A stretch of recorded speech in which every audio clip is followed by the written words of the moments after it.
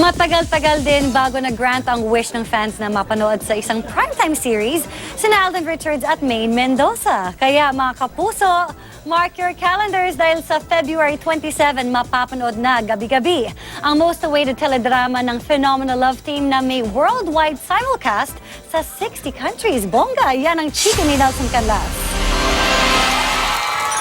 Ang tambalang sumikat sa Eat Bulaga. Because I want to get to know you better. Na unang nagtambal sa pelikulang My Bebe Love noong December 2015. Sino ba gusto mong imagine ko? At nagpakilig ng husto sa kanilang first solo movie team-up na Imagine You and Me. May espesyal na handog sa kanilang fans katuwang ang GMA Network, ang Destined to Be Yours. Pero ang wish ng mga fans na isang primetime series dumaan sa mahabang proseso.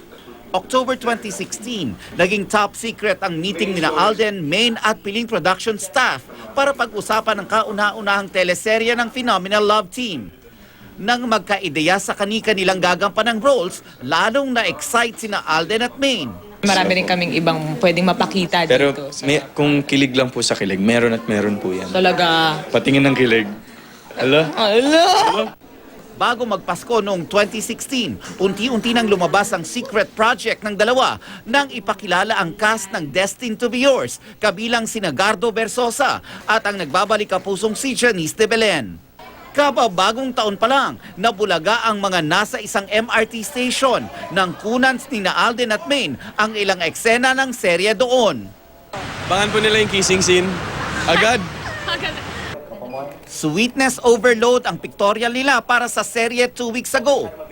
Nandun ang walang tigil na yakapan at holding hands kahit hindi pumipitik ang kamera ha. Ngayon ang katuparan ng matagal nang pinapangarap ni na Alden at Maine dahil gabi-gabi na natin silang mapapanood sa Destined to Be Yours.